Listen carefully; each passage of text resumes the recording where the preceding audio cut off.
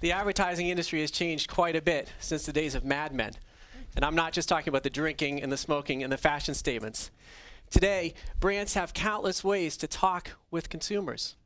They have the internet, social media, tablets, mobile devices, etc. But one thing hasn't changed, and that is, if you ask people who you trust most for information about brands, advertising is the least mentioned. They trust word of mouth. They trust friends, family, colleagues, etc. So if that's the case, why is it that so many brands today use advertising to tell people how great they are? Doesn't make sense. Well, as the CEO of an advertising agency, I think about this a lot. I don't believe much advertising either, but I believe in the power of advertising. Or to use the buzzword that's in the industry today, I believe in the power of storytelling. But I've learned that it takes a certain type of story. And today, I want to share with you the story that caused me to see what that was. So I started my ad agency in 2002 with my friend Mike. Different time from the Mad Men era. It was actually an interesting time. The tech bubble had just burst.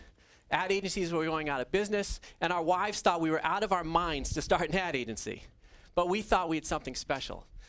We used to joke that I was the left side of the brain, Mike was the right side of the brain.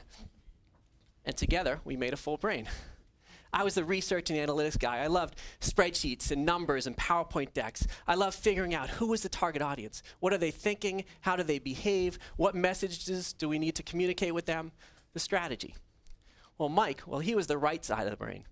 The storyteller, the Don Draper. Mike loved telling stories.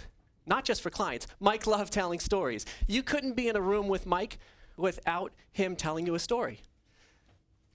And his stories were amazing. They were never about him. His stories are about these people that he met, whether it be strangers, and he had these amazing coincidental adventure, like meetings with strangers or celebrities, or just stories about families and friends. He had these amazing stories, and people loved to listen to them. But Mike also loved listening to stories. When you saw Mike, he wouldn't say, "Hey, what's up?" Mike would say, "Hey, tell me a story." And he was serious. You couldn't leave until you told Mike a story. And he would listen, and you were the only person in the room when you told that story to Mike. As his friend, this was awesome. We would go to events together, and people would come flocking over to us. People would bring all their friends over to meet Mike and hear his stories. And then they'd tell their stories, and then they'd go off in the event and talk about Mike all night. It was like being friends with a rock star. Well, as his partner, slightly different. As his partner, I would sit in my office 15 hours a day working on my PowerPoint decks and my strategy documents, while in the office next door, Mike was just laughing and telling stories. People in and out of Mike's office telling stories. I used to go home to my wife and say, "I love Mike, but man, I don't know if I can do this. It's not fair. I'm doing all the work, and he's next door telling stories. I don't work with Mike anymore." But it's not because of his stories. I'll never forget the day everything turned. It was December 26, 2005. We just celebrated 3 years in business together. We were winning clients, we were winning awards, we were hiring people. We just moved into new space on Newbury Street in Boston. We shut down for the Christmas holiday. I was in Maine with my family when Mike called. Now, I was assuming he was calling to tell me that he had his third child because his wife was due the following week. But instead, he had a different message for me. He called to tell me that he had stage 4 cancer. He didn't know what the future brought. All he knew was he had to start treatment immediately after his child was born. After crying, and I still cry to this day about that, and after the sadness kept kicking in, I was immediately terrified. I was terrified of what was going to happen to this agency that we built over 3 years, that we worked so hard for. How could we survive without the other half of my brain? How can a business based on stories survive without a storyteller? How in the world were we going to do this without Mike there? And what were clients going to do? Well, of course they're going to go somewhere else. There's plenty of agencies in town. And our employees, they get called by recruiters all the time. They'll leave. It didn't take long for word of Mike's illness to get out. And this amazing thing happened. Within days, I had stacks of letters. I had phone calls from people. I had emails. The community people I didn't even know, they started calling to tell me whatever we needed, they were going to be there for us. People were going to take vacation time. They were going to take time off from work. They want to give us money so we can hire people. Whatever it took to get us through. We actually had one guy who came out of retirement to serve as our interim creative director, basically working for pennies while Mike battled cancer. When our clients called, I shuddered. I was just waiting for them to tell me what agency they were going to go to. But instead, they all called with the same message. They called to tell me that they were going to stay with us, that they wouldn't even think of leaving, that they were going to be there for us. And when Mike battled cancer, not only were they there for us, they actually gave us more business. They referred us business. And when we messed up, and trust me, we messed up quite a bit, they forgave us for it. And our employees, not only did they stayed late, they stayed on weekends, and they did whatever it took to help us get through that. Mike's battle with cancer lasted 2 years. And the agency survived, but Mike didn't.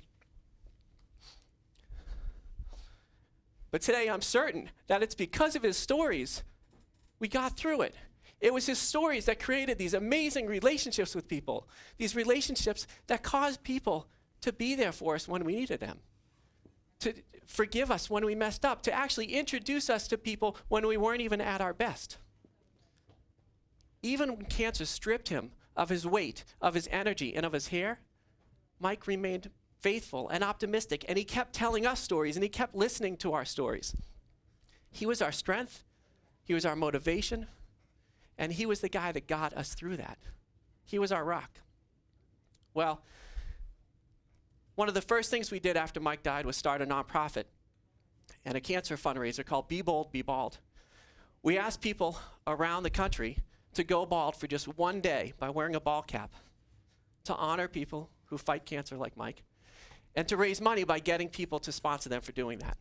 Well, the interesting thing here is now we were not only the agency, we were our own client. I was the client, and we had to tell our story without Mike. So we did what all marketers are trained to do. We told our story by telling people what we did, who we did it for, and how we did it differently. Whether it be in advertising, emails, or social media posts like this one, we told people to go bald to fight cancer, honor loved ones, no training or time off from work required. We even had an offer, free bald cap with registration. We did everything by the book. No one liked that book.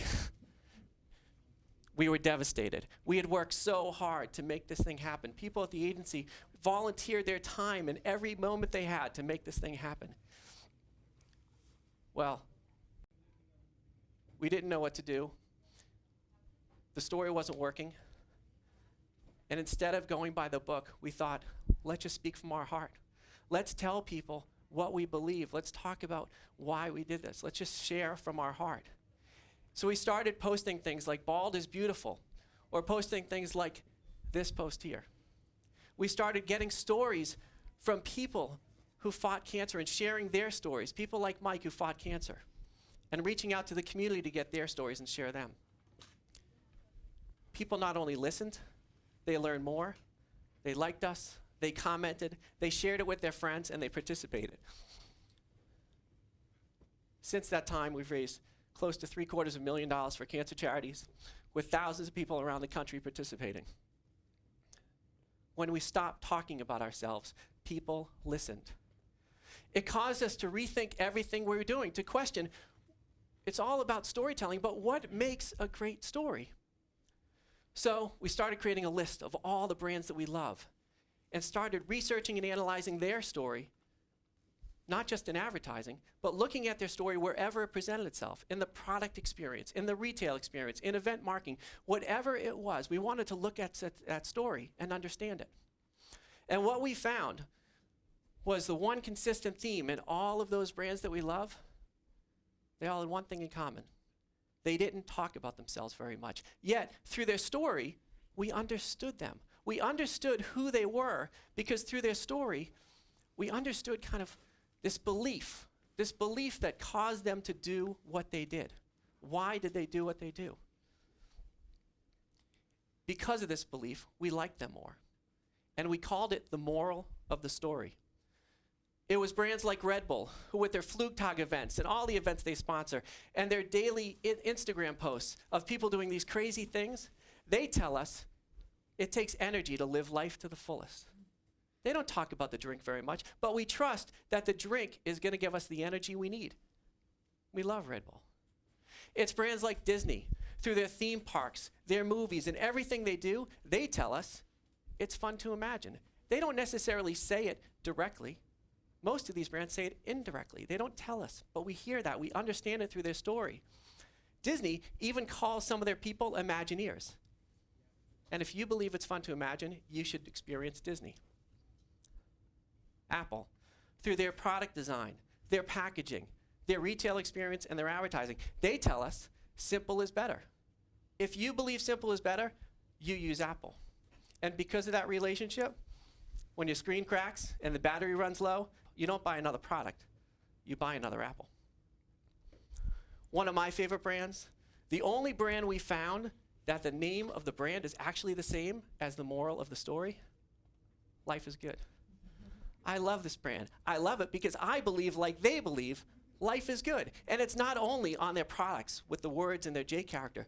They actually have partnerships with brands like Hallmark. Life is good, send a card. They do their Life is Good festival where they celebrate life and they raise money for underprivileged kids to make sure that they can say life is good. It caused us to think back. When we learned this, we went back to be bold and tried to figure out, why did we do what we do? What's the moral of our story? And we discovered it. It's true strength pushes vanity aside. We watched Mike go through it, and we knew from watching him that it's not about strength, isn't about hair. Strength isn't about what you look like. True strength pushes vanity aside. And if you believe that, join us. And clearly that's been successful. It took us full circle. We started thinking back to the days of Mike and the days when he was telling us all those stories. And when he listened to our stories, there was a moral to that. He didn't say it directly, but looking back, he had a moral for us. The moral was that stories are the way to our hearts. That's how you connect with people. We couldn't agree more with that.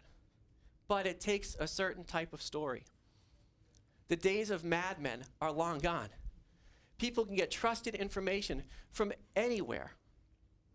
So brands need to stop talking about themselves. They need to stop creating stories about key messages and unique selling points and core differentiators. Nobody likes those stories. We don't want to hear them. What brands need to do is start telling stories that build relationships. Because when you have relationships with people, they trust you and they listen to you. They forgive you for your faults. They introduce you to their friends, and most importantly, they're there for you when you need them. They respond. They participate. They engage. They're loyal. The strongest relationships are built on shared beliefs. So brands need to look inside themselves and discover what they believe. Who are they? Why do they do what they do? Brands need to discover the moral of their story. And once they discover their moral, they need to share it wherever their story is told. Just like the brands we love, just like Mike. Thank you.